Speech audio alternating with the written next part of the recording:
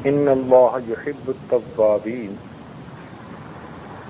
بے شک اللہ تعالیٰ توبہ کرنے والوں سے محبت فرماتے ہیں، ویحب المتطہرین، اور پاک رہنے والوں سے بھی محبت فرماتے ہیں۔ اردو زبان میں دو لفظ استعمال ہوتے ہیں، ایک صاف اور ایک پاک، دونوں میں فرق ہے۔ ممکن ہے ایک چیز صاف تو نظر آ رہی ہو مگر شرعی نقطہ نظر سے پاک نہ ہو، اور ممکن ہے کہ ایک چیز پاک تو ہو مگر میلی نظر آ رہی ہو، صاف نہ ہو۔ تو صاف ہونا اور چیز ہے، پاک ہونا اور چیز ہے۔ شریعت نے ہمیں اس بات کا حکم دیا کہ نماز میں ہمارے کپڑے پاک بھی ہوں، صاف بھی ہوں، ہمارا بدن صاف بھی ہو، پاک بھی ہو۔ اس لیے جو لوگ خانقاہیں وغیرہ کا کام کرتے ہیں، پسینے کا کام کرتے ہیں، اگر وہ انہی کپڑوں میں نماز پڑھیں تو اس کو مکروہ کہا گیا ہے۔ ان کو چاہیے کہ وہ اپنے نماز کے کپڑے علیحدہ رکھیں تاکہ اس میں پسینے کی بو نہ ہو۔ اس لیے ایسی جرابیں، ایسے کپڑے، ایسی چیزیں پہن کے مسجد میں آنا جن سے بو آ رہی ہو اس کو مکروہ کہا گیا ہے۔ اور ویسے بھی حدیث پاک میں آتا ہے کہ جب تک کپڑا صاف ہوتا ہے اللہ تعالیٰ کا ذکر کرتا ہے، اور جب وہ میلا ہو جاتا ہے ذکر چھوڑ دیتا ہے۔ اس لیے فقہاء نے میلے کپڑے سے نماز پڑھنا مکروہ کہا۔ آج کل طہارت کا معاملہ انتہائی ڈھیلا ہے، اور اسی کی وجہ سے پھر عبادات کا اثر نہیں ہے۔ الحمدللہ، اس لیے عبادات کا معاملہ بہت ڈھیلا۔ جتنی یہ اہم بات ہے نا طہارت کا لحاظ خیال رکھنا، اتنا ہی اس کی طرف سے چشم پوشی کی جاتی ہے۔ بلکہ اکثر دوستوں نے تو کبھی طہارت سیکھی نہیں ہوتی۔ کیا مطلب؟ یعنی باقاعدہ کسی عالم کے پاس بیٹھ کر اس کے مسائل سیکھے ہوں، پوچھے ہوں، فلاں صورت میں مجھے کیا کرنا چاہیے، فلاں صورت میں کیا کرنا چاہیے، نہیں، دیکھا دیکھی گھر میں بچپن میں کچھ ماں نے بتا دیا اور باقی دیکھا دیکھی اپنا ایک انداز بنا لیا، اسی انداز سے زندگی گزر جاتی۔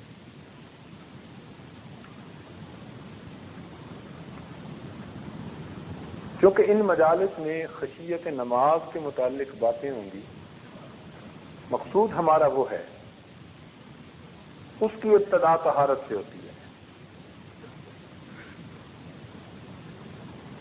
کوئی آدمی ایسا ممکن نہیں کہ جس کو نماز کا خشوع حاصل ہو اور وہ طہارت کا خیال نہ رکھتا ہو، ممکن ہی نہیں ہے۔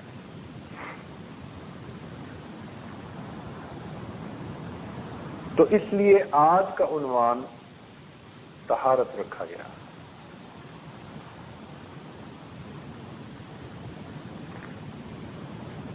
طہارت کی 4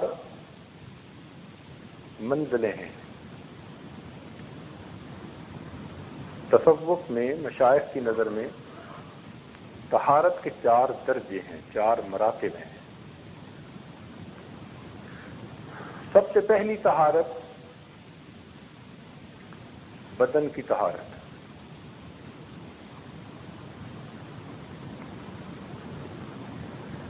لباس کی طہارت، جو چیزیں کھائیں پیئیں، طعام، اس کی طہارت، بدن کی طہارت عام طور پر زیادہ توجہ طلب ہے۔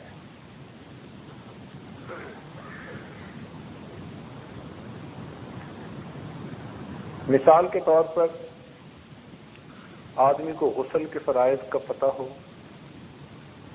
کہ بلوغ کے بعد اس کو غسل کیسے کرنا ہے۔ اگر اس کو فرائض کا پتہ ہی نہیں تو جتنی بھی نمازیں پڑھتا پھرے گا اس کا دل پر کوئی اثر نہیں ہوگا، نہ اللہ کے ہاں قبول ہوں گے۔ تو باقاعدہ ان مسائل کو سیکھنا، نہانا اور چیز ہے، غسل کرنا اور چیز ہے۔ مردوں میں تو پھر بھی ممکن ہے کہ غسل کے فرائض کا پتہ ہو، عورتوں میں غفلت بہت زیادہ ہے۔ کچھ وہ اس کو شرم و حیا کی باتیں سمجھتے ہوئے مسئلے پوچھتی بھی نہیں ہے واضح،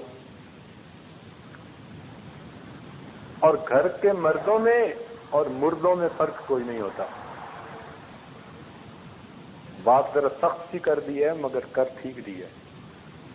آج کل کے مردوں میں اور مردوں میں کوئی فرق نہیں۔ وہ گھر کی عورتوں کو دین نہیں سکھاتے، ایک ہی مقصد کے لیے رکھا ہوتا ہے، اللہ اللہ اور خیر سے۔ خود بیت بھی ہو جاتے ہیں، خود مراقبے بھی کر لیتے ہیں، گھر والوں کو اس کام میں شریک کرنے کی کوشش نہیں کرتے، اپنی اولاد کو محبت کی وجہ سے پیار دیتے ہیں، تربیت نہیں دیتے۔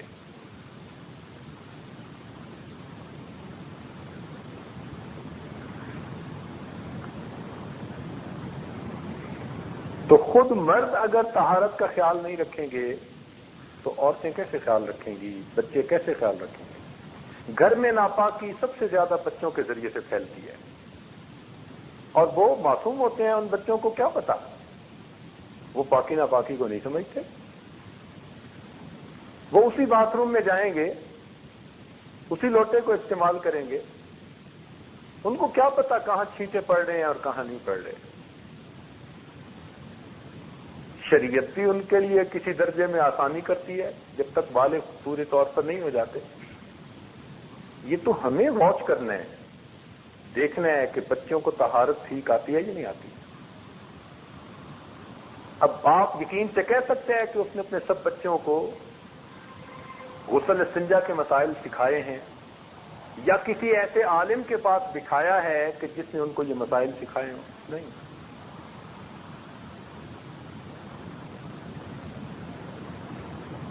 وہ بچے گیلے پاؤں کے ساتھ آئیں گے اور پھر اسی مصلے پہ نماز پڑھیں گے جہاں پہ ہم پڑھتے ہیں۔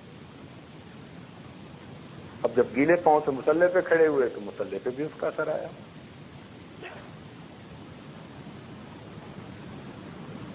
ناپاکی منتقل ہونے کے دو طریقے ہیں۔ ایک طریقہ تو یہ کہ ناپاکی مائع شکل میں ہو، گیلی ہو اور چیز خشک ہو، یا پھر ناپاکی خشک ہو مگر چیز گیلی ہو، تو دونوں صورتوں میں ناپاکی منتقل ہو جاتی ہے۔ مثال کے طور پر ایک چیز خشک تھی مگر ناپاک تھی، آپ نے گیلے پاؤں پر رکھ دیے، اب پاؤں ناپاک ہو گئے۔ اب ذرا غور کیجئے، عام طور پر گھروں کے اندر جو صفائی کرنے والے ہوتی ہیں، یا تو خادمائیں عورتیں رکھی ہوتی ہیں یا کچھ گھروں میں مرد رکھے ہوتے ہیں۔ یہاں کا کچھ بابا آدمی نرالا نظر آتا ہے کچھ معاملات میں، ان کام کرنے والے مردوں کو تو غیر محرم سمجھتے ہی نہیں۔ کبیرہ گناہ روز ہو رہا ہے اور نام اعمال میں لکھا جا رہا ہے۔ اب وہ جو کام کرنے والے ہیں ان میں سے تو کوئی مسلم بھی نہیں ہوتے، تو ان سے توقع کیا کرنی پاکی ناپاکی کی، وہ تو ہے ہی ناپاک۔ اب وہ مرد عورتیں غسل خانے دھوتے ہیں، اب جب غسل خانے دھوئیں گے تو ان کے ہاتھ ناپاک ہوں گے نا۔ جب ہاتھ ان کے ناپاک ہوں گے تو اسی ہاتھ سے وہ غسل خانے کا ہینڈل پکڑیں گے، اب ہینڈل بھی ناپاک ہو گیا، وہ تو آ گئے۔ اب آپ نے باتھ روم یوز کرنا ہے، آپ گئے، آپ نے باتھ روم سے فراغت استعمال کی حاصل کی، اور آپ نے بھی گیلے ہاتھوں سے اسی ہینڈل کو پکڑ لیا۔ اب وہ اگرچہ خشک تھا مگر ناپاک تھا، تو جب آپ نے گیلے ہاتھ اس کو لگا دیے تو ناپاکی آپ کے ہاتھ پر لگی۔ اب کہتے ہیں جی نماز میں کیفیت نہیں بنتی۔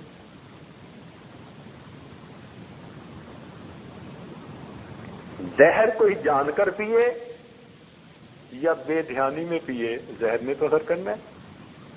کوئی یہ تو نہیں کہہ سکتا جی کہ میں نے تو بے دھیانی میں پی لیا تھا، زہر نے کیوں اثر کیا۔ بھئی ناپاکی ناپاکی ہے، آپ جان بوجھ کے لگائیں، بے دھیانی میں آپ کو لگے، ناپاکی کی وجہ سے وہ اثرات ختم ہو جائیں گے۔ اس لیے طہارت کا مسئلہ انتہائی اہم مسئلہ ہے، باقاعدہ سیکھنی پڑتی ہے، واچ کرنا پڑتا ہے، اس کو بچوں کو سکھانا پڑتا ہے۔ اس لیے ہمارے حضرات اپنے مصلے کم از کم گھر میں علیحدہ رکھتے تھے، بچوں کے مصلے مخصوص کر دیے جاتے تھے۔ بچوں کو پتہ ہے کہ جی یہ بچوں کے مصلے ہیں، بچوں نے جب بھی نماز پڑھنی ہے اس پہ پڑھیں، کون سی اتنی بڑی بات ہے؟ آپ جتنے بچے ہیں سب کے مصلے بے شک علیحدہ کر دیں، یا ان کو پتہ ہو کہ ہمارے یہ مصلے ہیں، ہم نے ان پہ نماز پڑھنی ہے، لیکن اپنے مصلے علیحدہ رکھیں، چونکہ کپڑے کے مصلے ناپاک ہو جائیں تو پھر چلتے رہتے ہیں۔ تو پاکی ناپاکی کا انتہائی خیال۔ کئی دوستوں کو ہم نے دیکھا بڑے آرام کے ساتھ غسل خانے میں جا کر وضو کرتے ہیں اور ننگے پاؤں کے ساتھ وضو کر کے پھر گھر کے فرش پہ چلتے ہوئے آ کے مصلے پہ کھڑے ہو جاتے ہیں۔ اب گھر کا فرش کہاں پاک ہے بھائی؟ گھر کے فرش پہ تو روز وہ موپ کرتی ہے خادمہ، سویپ کرتی ہے، اور جس چیز سے اس کو سویپ کرتی ہے وہ چیز غسل خانوں میں بھی استعمال ہوتی ہے، فرش پہ بھی استعمال ہوتی ہے، تو کوئی گارنٹی نہیں کر سکتا۔ آپ کو ایک نئی سی چیز بتا دوں، ہم لوگ ایئرپورٹ پہ آ رہے تھے، قریب کا ایک ملک ہے، نام نہیں لیتا پھر مسئلہ نہ کھڑا ہو جائے، تو ایئرپورٹ پر مسجد بنی ہوئی ہے، نئی بنی ہے، خوبصورت، نمازیں ہم بھی پڑھتے تھے، قدرتاً ہم اس دن پہنچ گئے، اللہ نے ہمیں محفوظ رکھنا تھا۔ تو ایئرپورٹ کی جو کام کرنے والی عورت تھی وہ پاک قالین کے اوپر وہ جو گیلا ہوتا ہے نا، اس کو کیا کہتے ہیں اپنی زبان میں؟ موب، وہ گیلا موب جناب اس نے اس پانی کے اندر اس کو جو ہے نا بھگویا اچھی طرح، پھر وہ گیلا پورے قالین کے اوپر۔ ہم جب پہنچے تو وہ دروازے کے قریب پہنچ چکی تھی، میرا ماتھا ٹھنکا، میں نے کہا دوست سے کہ پوچھو اس سے کیا یہ روز ایسا کرتی ہے؟ کہنے لگی ہاں، میں تو بلا ناوے ایسا کرتی۔ میں نے پوچھا کہ اس کو کہو کہ یہ علیحدہ موب ہے یا اسی موب کو ہر جگہ؟ کہنے لگی میں باتھ روم بھی اسی سے صاف کرتی ہوں۔ اب اس سے اندازہ لگا لیجئے کہ طہارت کی جگہ کا پاک ہونا، نہ نماز کی جگہ کا پاک ہونا، اس کے بارے میں ہمیں کتنا کیئرفل ہونے کی ضرورت ہے۔ پھر ہم نے اس دوست کو مشورہ دیا کہ ایئرپورٹ کے قریب ایک مسجد ہے، اس مسجد کے ذمہ دار لوگوں کو بھیجیں اور یہاں کی انتظامیہ سے کہیں کہ مسجد کی صفائی ہم ذمہ لیتے ہیں، ہمارا بندہ آ کے کرے گا، آپ کو متفکر ہونے کی ضرورت نہیں ہے۔ میں نے کہا ایک بندہ اپوائنٹ کرو، اجر ملے گا، لوگوں کی نمازیں ٹھیک ہوں گی۔ تو پھر ان کو یہ تجویز پسند آئی تو انہوں نے کہا انشاءاللہ اس کی صفائی کی ذمہ داری ہم لیں گے۔ تو اس لیے گھروں میں بھی اسی طرح کام کرنے والیوں، ان کو تو مسائل کسی نے نہیں پڑھائے سکھائے ہوتے، ان سے توقع بھی نہیں کرنی چاہیے کہ ان کو پتہ ہوگا ان چیزوں کا۔ تو ناپاکی پھر گھر کی ہر چیز میں ٹرانسفر ہوتی چلی جاتی ہے۔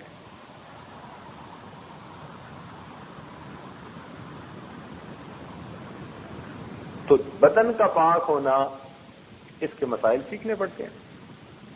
عورتوں میں عام طور پر بالوں کے کھولنے کے معاملے میں سستی ہوتی ہے، چلو، لیکن ان کی جو یہ چھوٹی رنگ وغیرہ پہنتی ہیں یا کچھ ناک میں پہن لیتی ہیں یا ادھر پہنتی ہیں، ان کو بھی ٹھیک طرح سے ہلا کے پانی نہیں پہنچاتی، حالانکہ وہاں بھی پانی کا پہنچانا فرض ہوتا ہے۔ تو انہوں نے نہا تو لیا، لیکن وہ جو جگہیں ہیں یا وہ جو جسم کے سوراخ ہیں ان میں پانی نہیں پہنچا صحیح طرح سے، اور کئی جگہوں پر تو نیل پالش لگا لیتی ہیں، ویسے ہی کام چوڑ ہو جاتا ہے۔ نیل پالش یا لپسٹک ان کی تہ چڑھ جاتی ہے، اس لیے اگر یہ لگی ہوئی ہوگی تو نہ غسل ہوگا نہ انسان کا وضو ہوگا۔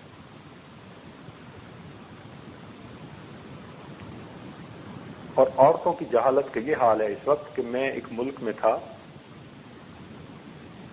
تو مسجد کے متولی صاحب نے یہ واقعہ خود سنایا بڑا شہر نہیں تھا، ذرا دیہات سی تھی، لیکن مسجد کا متولی نیک بندہ تھا، اچھا بندہ تھا. رو رہا تھا بیٹھا ہوا. پوچھا کیا ہوا؟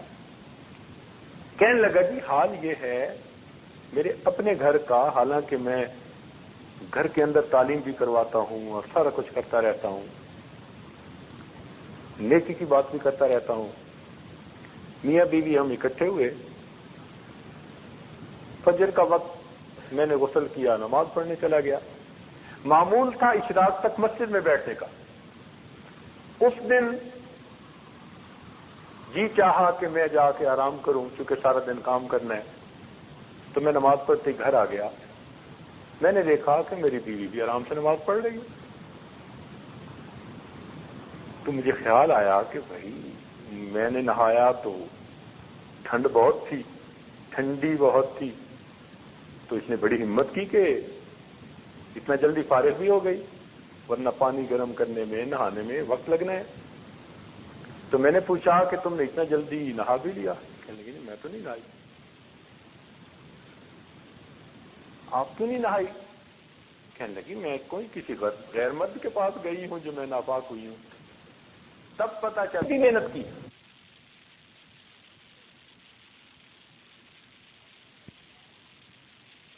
تب پتہ چلا جب سے شادی ہوئی اس وقت سے لے کے اب تک وہ عورت یہ سمجھتی تھی کہ غیر مرد کے ساتھ اکٹھے ہوں ناپاک ہوتے ہیں، اپنے خامد کے ساتھ کوئی فرق نہیں پڑتا.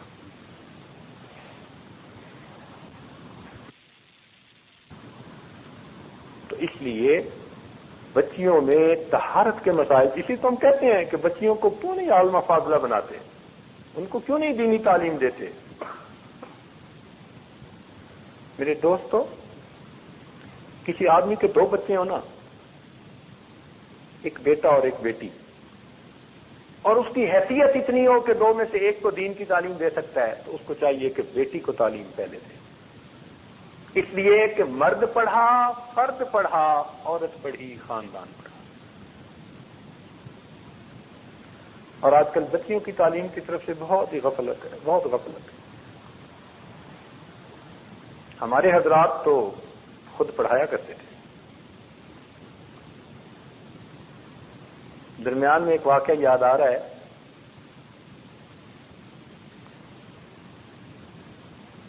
آپ کو جلدی تو نہیں نا؟ ہمارے حضرت رحمۃ اللہ علیہ کو قاری محمد طیب رحمۃ اللہ علیہ نے واقعہ سنایا حضرت اقدس نانوتوی رحمۃ اللہ علیہ کے بارے میں.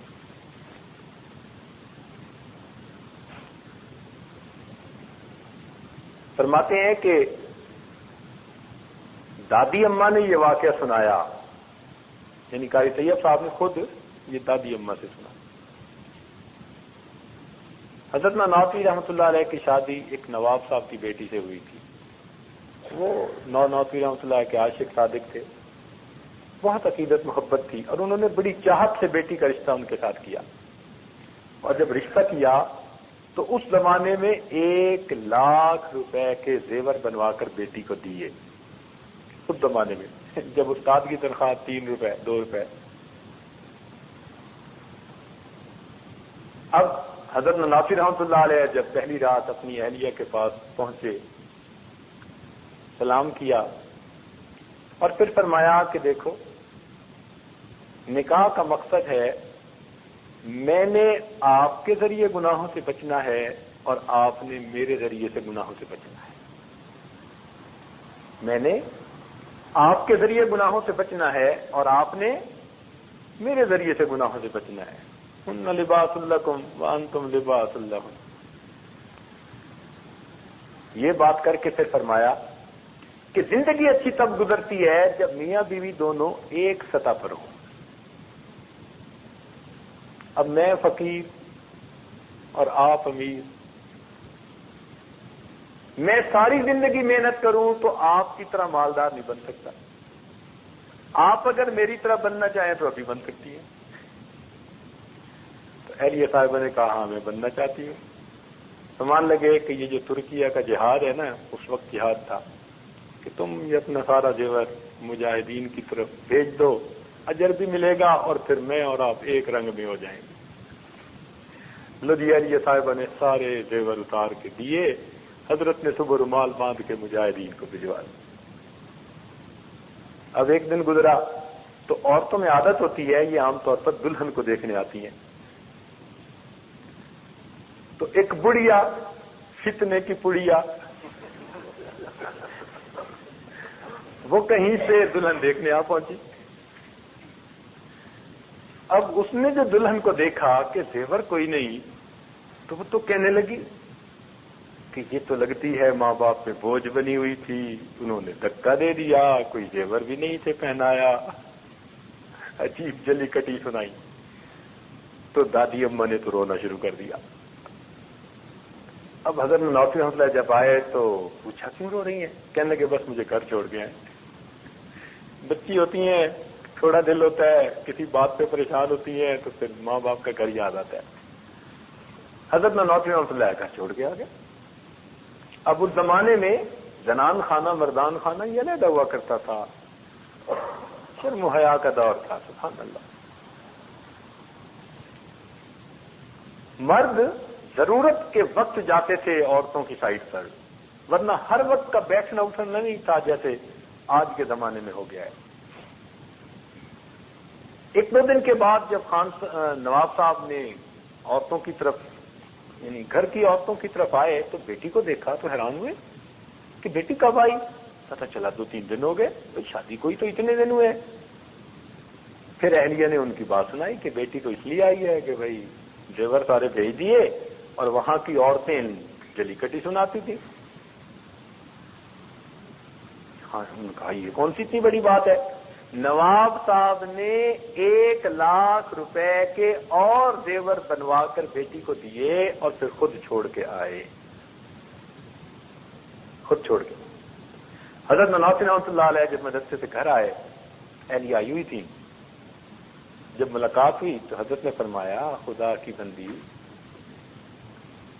میں نے تو اس لیے کہا تھا کہ ایک سطح پر ہوں تو میاں بیوی کی زندگی اچھی گزرتی ہے، میں نے مجبور تو نہیں کیا تھا، آپ نے خواہ مخواہ مجھے اپنے والد کے سامنے رسوا کیا۔ میں نے تو یہ کہا تھا کہ یہ سانپ بچھو ہیں، تم کیا کرو گی؟ اب ان کی بات میں توجہ تھی۔ دادی صاحبہ نے فرمایا کہ حضرت کے جب یہ لفظ منہ سے نکلے نا کہ یہ سانپ بچھو ہیں، تو فرماتی ہیں مجھے محسوس ایسے ہونے لگ گیا کہ یہ سانپ ہیں، یہ بچھو ہیں جو میں نے پہنے ہوئے ہیں۔ کہنے لگی اتنا میرے اوپر یہ کیفیت ہوئی، میں نے تو نوچنا شروع کر دیا، نکالنا۔ حضرت فرماتے ہیں نہ نہ نہ نہ، اور میں سب زیورات کو توڑ رہی ہوں، نکال رہی ہوں، اتار رہی ہوں، حتیٰ کہ بدن سے سارے زیور اتار کر میں نے کہا حضرت یہ سانپ بچھو ہیں، ان کو بھی بھیج دو، آج کے بعد میں نام نہیں دوں۔ حضرت نے اگلے دن وہ بھی مجاہدین کو بھجوا دی۔ پھر اس کے بعد دادی صاحبہ جو تھی انہوں نے حضرت نانوتوی رحمۃ اللہ علیہ سے پڑھنا شروع کر دیا۔ پڑھتے پڑھتے اتنا پڑھا، قاری محمد طیب رحمۃ اللہ علیہ نے خود فرمایا میں نے ان دادی صاحبہ سے مشکات شریف کو سبکن سبکن پڑھا۔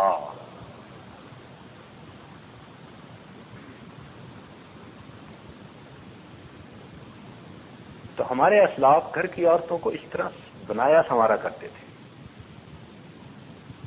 کہ جس کو الف با کا بھی پتہ نہیں تھا